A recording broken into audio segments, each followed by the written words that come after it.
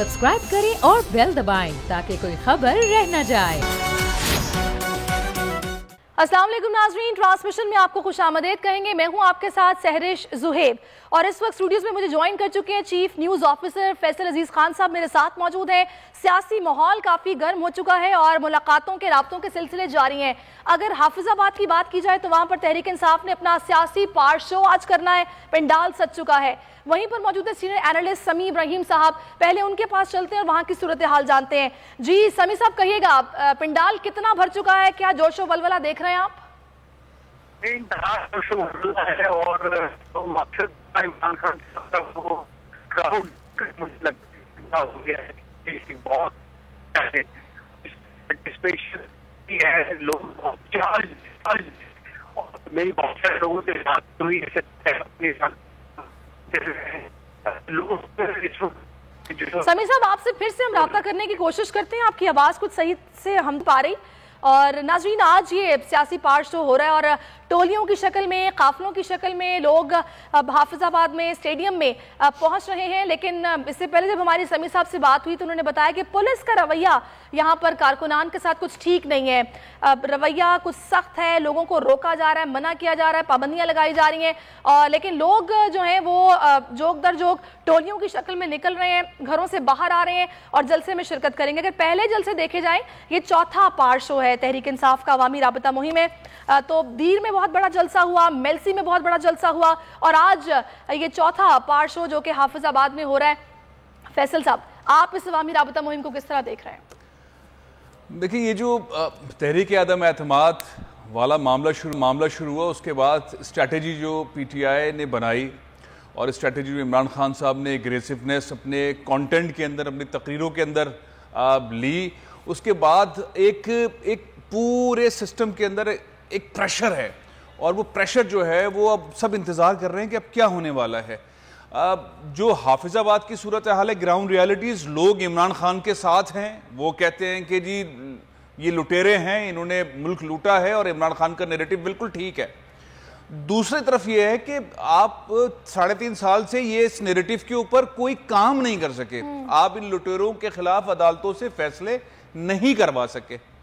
तो फिर ये बहुत सारी ऐसी चीजें हैं जिसकी वजह से ये इस वक्त डिवाइड है। भी किसी को नहीं पता कि तहरीक आदम एतमाद कामयाब हो जाएगी या नहीं होगी, लेकिन दोनों को ये पता है, सबको पता है, दोनों साइड के लोगों को, कि अगर कामयाब हो गई तो सिनेरियो क्या होगा और अगर नाकाम हो गई तो सिनेरियो क्या होगा। सही, चले मैं इस पर, क्योंकि ये तो खैर बहुत तवील बहस है, फिर आ जाती है, सबूतों की बातें आ जाती हैं, सियासी बयानात आ जाते हैं। खैर वही बात है कि फैसले नहीं ले पाए, केसेस जूं के तू हैं, बल्कि ऑपोजिशन को बल्कि कहने का मौका मिल गया कि अदम सबूत की बिना पर बस डिलेइंग टैक्टिक्स हैं और कुछ नहीं हो पा रहा।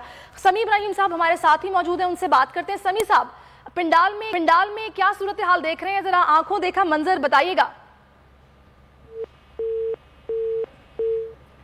समी साहब से गालिबन राब्ता फिर से मुनक़ता हुआ है, लेकिन हम ये देख रहे हैं सुबह से ही कि जोश व खरोश हाफिजाबाद की आवाम में हमें काफ़ी दिखाई दे रहा है और पार्टी परचमों की यहाँ पर बहार है और लोग बाहर निकल रहे हैं, जलसे में शिरकत के लिए आ रहे हैं। और ये वही तमाम लोग हैं जो कि सपोर्ट करते हैं इमरान खान को, जो ये चाहते हैं कि वो अपना टेन्योर पूरा करें और अगले 5 साल भी उन्हें मौका मिलना चाहिए। लेकिन अब हालात व वाक़यात क्या चाहते हैं, हवा किस तरफ की चलती है, ये अभी कहना कबल अज़ वक्त होगा, कोई नहीं कह सकता। फैसल साहब, आप कह सकते हैं कि किसका पलड़ा भारी है?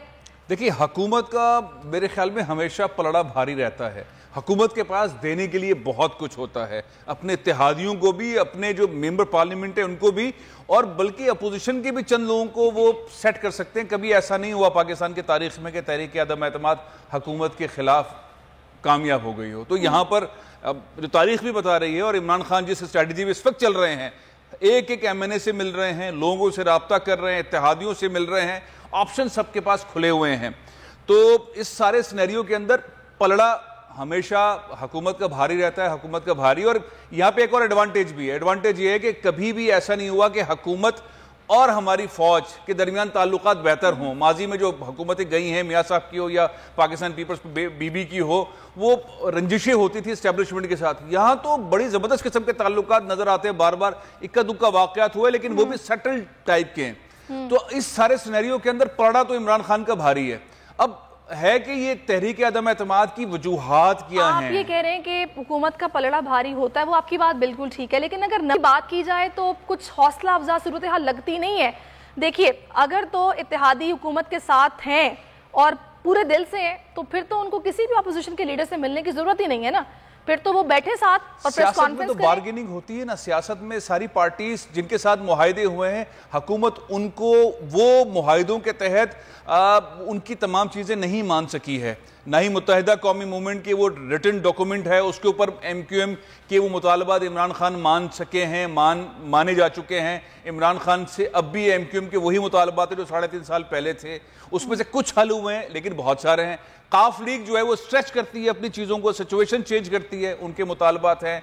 एक हम भूल जाते हैं, हम खामोश एक इत्तेहादी हैं GDA जी, उनके मुतालबात भी हैं, उनके मुतालबात के ऊपर भी उनको भी जो एक वजारत दी हुई है वो उस वजारत से खुश नहीं है।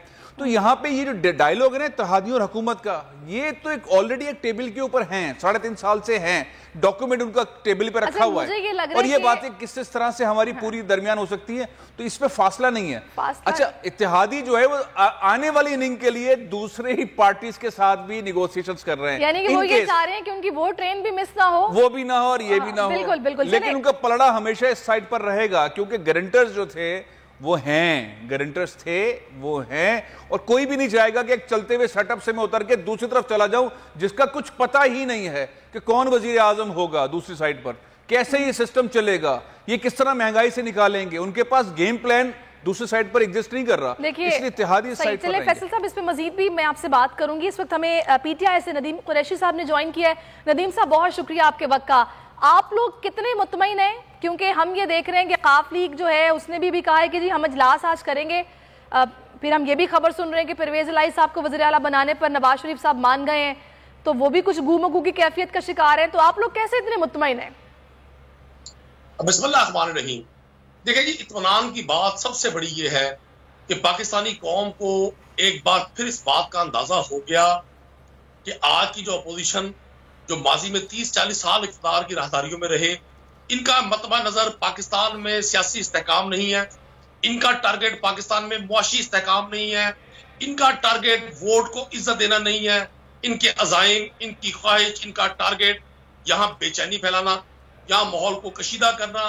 अभी OIC होगी पाकिस्तान में, गैर मुल्की वफूद आएंगे, सारे फॉरेन मिनिस्टर्स आएंगे पूरी इस्लामी दुनिया के, और इस स्टेज पर आकर इनकी ये सारी एक्टिविटी पूरी कौम को बताने में कामयाब हो गई। इनकी स्ट्रेटेजी ने बताया कि ये इमरान खान पर इल्जाम लगाते थे कि ये तो यहूदी एजेंट है। उसी इमरान खान ने जब पूरी इंटरनेशनल दुनिया को इस बात पर एहसास दिलाया कि जी इस्लामोफोबिया क्या चीज है, नबी पाक सल्लल्लाहु अलैहि वसल्लम की हुर्मत का किस तरह से ख्याल रखा जा सकता है, ये खामोश रहे। अभी ये कहते थे कि इमरान खान साहब ने कश्मीर का सौदा कर दिया। इमरान खान नहीं, पूरी यूरोपियन यूनियन समेत इंटरनेशनल वर्ल्ड को हमें सबका एहतराम है, हम दुनिया के किसी मुअज़्ज़म मुल्क के खिलाफ नहीं हो सकते, पाकिस्तान अमन का पैगंबर है।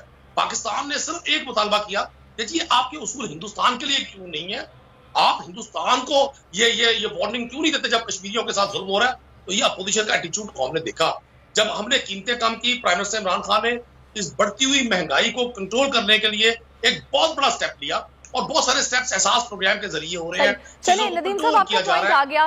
मैं फैसल साहब आपकी तरफ आऊंगी। जो बात अभी की है नदीम साहब ने, जो कि रशिया के हवाले से और जो यूरोपीय यूनियन को जवाब दिया है वज़ीर आज़म इमरान खान ने, इस आर्ग्यूमेंट को ऑपोजिशन बाय क्यों नहीं करती? वो क्यों इसको ऑपोजिट लेकर जा रही है कि भाई नहीं जी नहीं, ये तो उल्टा हमारी रुसवाई हुई है?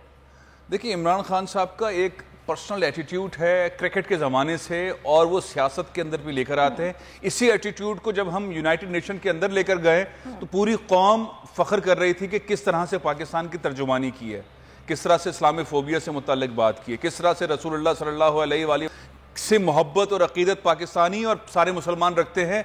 तो वो जो उनका एटीट्यूड है, उस एटीट्यूड ने सारी दुनिया को बताया कि हम अपने नबी से किस तरह मोहब्बत करते हैं, हम जिंदगी गुजारते हैं उनकी सुन्नत के ऊपर। और यूरोप जो है वो अपने नबी से किस तरह से अकीदत और मोहब्बत रखता है, और उनका फ्रीडम ऑफ एक्सप्रेशन किस तरह का है। तो ये जो लाइन है ना इमरान खान का एटीट्यूड, वो ये इंतजार नहीं करते कि यार ये डिप्लोमेसी ट्रैक 2 क्या है, तो इसके सिफारती ताल्लुक असरात क्या होंगे, और मैंने अगर ये कह दिया तो इसका क्या फर्क पड़ेगा, और ये मुझे कमरे के अंदर कहना चाहिए था और ये 4 बंदों को कहना चाहिए था। वो बेसिकली अपनी कौम को अपग्रेड करने और उसके सही या गलत, लेकिन वो चल इस तरह रहे हैं। अच्छा, कुछ दिन तक तो वो बहुत अच्छा लगता है, लेकिन फिर ज़ाहिर है एतराज़ात होते हैं। एब्सोल्युटली नॉट, उस वक्त और तरीके से था, बाद में और तरीके से हुआ। आर फ्यूचर विद चाइना, ये वाला जो जुमला था, हमारा मुस्तकबिल चीन के साथ है, ये पहले कुछ और तरीके से था, बाद में कुछ और तरीके से था। मुस्तकबिल जो है हम जो है मुस्तकबिल इस तरह से बनाएंगे, मदीने की रियासत बनाएंगे, उसके बाद उन्होंने कहा हम चीन के मॉडल पर भी जाएंगे। तो वो सिचुएशनल स्टेटमेंट होते हैं, और बाद में जब रखकर देखे जाते हैं तो कहते हैं भैया मदीने की रियासत बनाना चाहते हैं, आप कॉपी करना चाहते हैं चाइना को, आप करना क्या चाहते हैं, आप किस तरफ जाना चाहते हैं। तो इमरान खान साहब जो सिचुएशन है, ये स्पोर्ट्समैन होता है ना, स्पोर्ट्समैन का एक बेसिक मामला ये है कि जिस दिन मैच होता है उस दिन के मैच के रिजल्ट्स के ऊपर वो चल रहा होता है, वो हिस्ट्री के ऊपर नहीं चल रहा होता। और इमरान खान साहब जिस तरह की बात करते हैं वो उस मैदान की बात कर रहे होते हैं। एक दो बातें जो इस वक्त की है ना, जो उनके पलड़े, जिसमें कह रहा हूं उनका पलड़ा भारी है, वो पलड़ा इसलिए भारी है कि वो नैरेटिव को इस वक्त लेकर चल रहे हैं। उन्होंने ये बातें पहले कही थी कि ये सारे इन लोगों के खिलाफ केसेस हैं, ये सारे अपोजिशन के अंदर है और ये मेरे खिलाफ होंगे।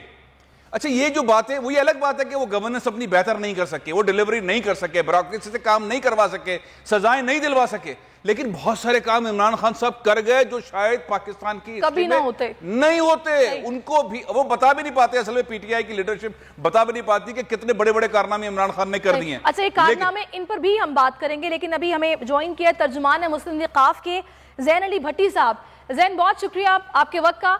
अभी बताइएगा कि आप लोगों के मामलात कहाँ तक पहुंचे हैं, क्योंकि शेख साहब ने भी आज वजाहत कर दी है। उन्होंने कहा कि जी चौधरी बिरादरान, इनके बड़े एहसानात है मेरे पे, ब्लैक मेलिंग 5 वोटों से करने वाली बात इनके लिए बिल्कुल भी नहीं थी।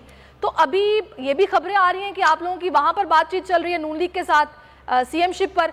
तो क्या सोचा जा रहा है, क्या बातें हो रही है पार्टी के अंदर? देखें जी, सबसे पहले तो मैं शुक्रिया अदा करता हूँ आपका। आज अभी हमारा पाकिस्तान मुस्लिम लीग का मरकजी मजलिस आमला का जो इजलास है वो चौधरी शुजात हुसैन साहब की राइशगाह पर जारी है, और इसमें जो है वो हुकूमत और अपोजिशन दोनों से जो दिन ब दिन रोज बरोज बदलती हुई सियासी सूरत हाल है उसके हवाले से जो है वो मुशावरत जारी है।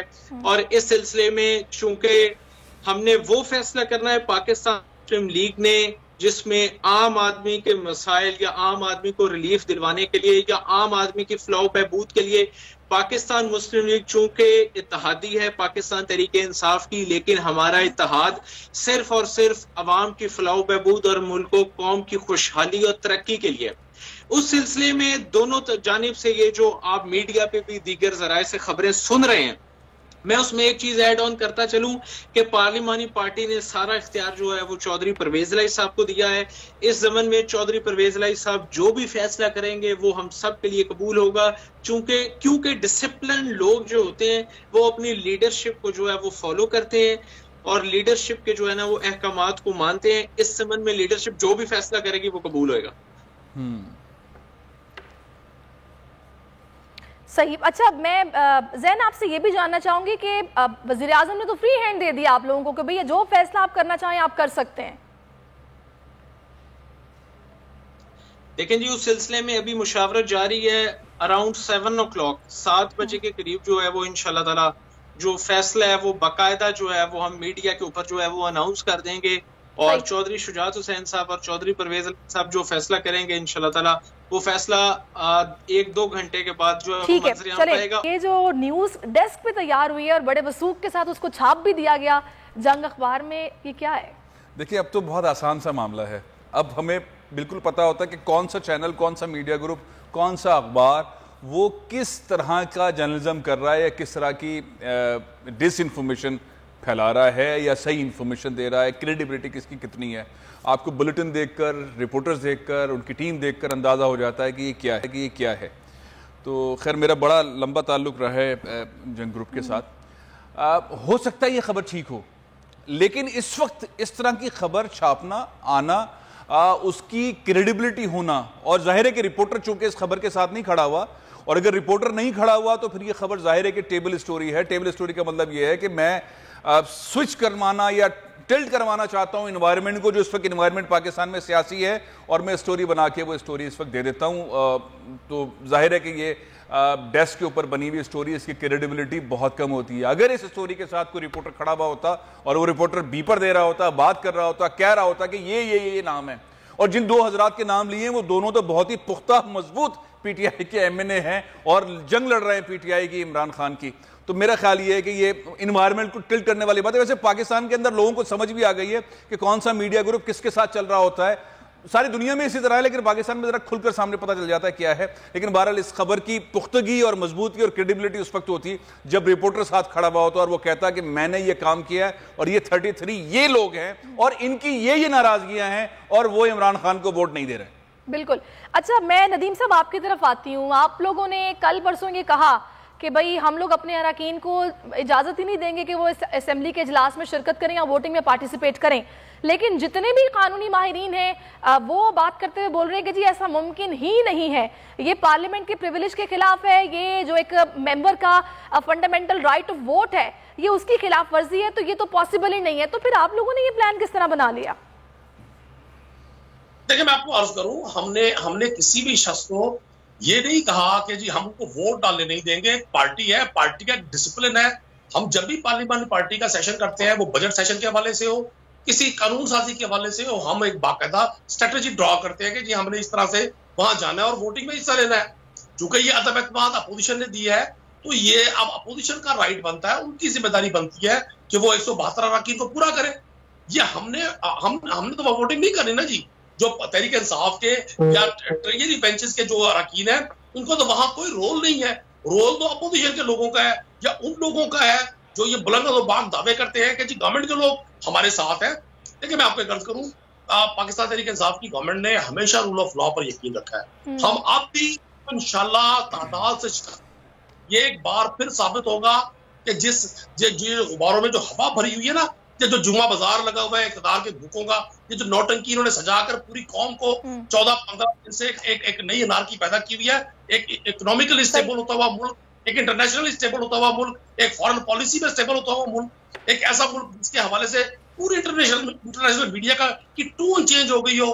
हमारा पड़ोसी मुल्क पूरे के पूरे कॉलम्स लिखे जा रहे हैं, पूरी की पूरी ट्रांसमिशन पाकिस्तान पर की जा रही है। ये अपोजिशन की साजिश थी। Timing is everything in politics. तो क्या ये ट्रेन मिस कर दी है हुकूमत ने, और अब जाहिर सी बात है वक्त भी कम रह गया है और उनकी भी ऑफर इस तरह के सामने आ गई कि पहले नवाज शरीफ मान नहीं रहे थे, वो भी मान गए, तो ये क्यों नहीं पीटीआई ने पहले इनको सीएमशिप ऑफर की? अब तो उस्मान बुज़दार को हटाने के लिए भी आमादा हो गए हैं वज़ीर आज़म। देखिए, मैं नहीं समझता कि काफ लीग ऐसा फैसला करेगी कि पीटीआई को इस पॉइंट पर छोड़ दे।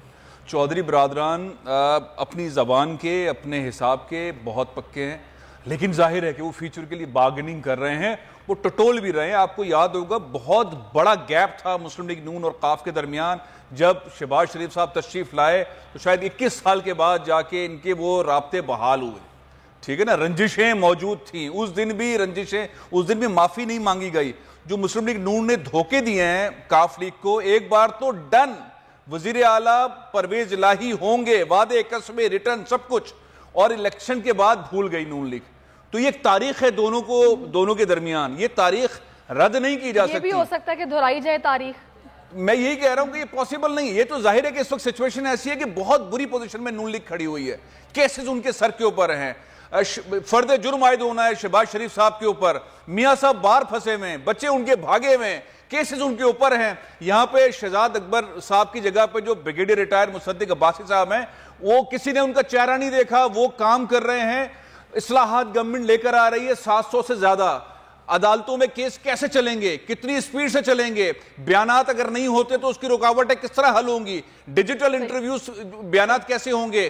तो ये तो फरोग नसीम साहब ने तो तबाही मचा दी है। अगर वो असम्बली से पास हो जाता है और नैब के कोर्ट्स एक्टिव हो जाते हैं तो ये जो केसेस इधर खामखा हाजिरी पे हाजिरी ना मेडिकल सर्टिफिकेट देके, ये सारे फारिग हैं। सही। तो पॉइंट ये है कि इस सारे सूरत-ए-हाल के अंदर वो अपनी बातचीत कर रहे हैं, ठीक है, लेकिन काफ लीग और नून लीग के दरमियान तो बड़े जख्म है, नमक नहीं है उस पर, फिर रेगमाल भी लगाया हुआ है लोगों ने। इस वक्त हमें पी के सीनियर रहनुमा कमर जमान कायरा साहब ने ज्वाइन किया। कायरा साहब, बहुत शुक्रिया आपके वक्त का। कहिएगा कि अभी जामिन बन गए जरदारी साहब और सीएमशिप ऑफर की गई है परवेज इलाही साहब को, जवाब आप लोगों को क्या मिला है? मेरे इल्म में तो ऐसा कुछ नहीं है जी। ये आपकी कोई जराए से खबरें होंगी, ऐसी कोई खबर नहीं है अभी तक। खबर वो होती है जिसके ऊपर तबसरा किया जाए, जो कंफर्म हो जाए। तो ऐसी कोई खबर मेरे पास है नहीं कि मैं उसको कंफर्म कर सकूं। सही, तो आप ये बताइएगा कि आप लोगों का अभी राब्ता चल रहा है काफ लीग के साथ या फिर अभी नहीं है कोई राब्ता आप लोगों का? सबके साथ राब्ते हैं जी, काफ लीग के साथ राब्ते हैं, MKM के साथ राब्ते हैं, बलूचिस्तान अवामी पार्टी के साथ राब्ते हैं, फिर सबसे राब्ते चल रहे हैं। राब्ते तो इसी तरह PTI के अपने लोगों से भी राब्ते हैं, राब्तों में तो कोई कमी नहीं है। अच्छा, MKM के हवाले से मैं आपसे जानना चाहूंगी कि जो उन्होंने अपने मुतालिबात सामने रखे हैं, जरदारी साहब कहा जा रहा है कि उस पर नहीं मान रहे, जो उन्होंने कोटे की बात की है सिंध में, शहरी सिंध में, मान गए नहीं माने? देखिए, जब इस मामले में जब कोई फाइनल मरहला आएगा तो उसका डिक्लेरेशन होगा, उसके ऊपर किसी भी, मेरा छोड़ दीजिए, मेरी जमात का कोई बंदा तबसरा नहीं कर सकेगा, इसी तरह किसी जमात का कोई बंदा इसके ऊपर कोई कैटेगोरिकल तबसरा नहीं कर सकता। आपके पास जराए की खबरें हैं, लीक हुई खबरें हैं, लेकिन उनके ऊपर तबसरे आपका तो हक है, आप जिस तरह चाहें करें। हमसे अगर आप उन चीजों पर तबसरा करके कोई कमेंट देना चाहेंगे तो पॉसिबल नहीं है। सब्सक्राइब करें और बेल दबाएं ताकि कोई खबर रह न जाए।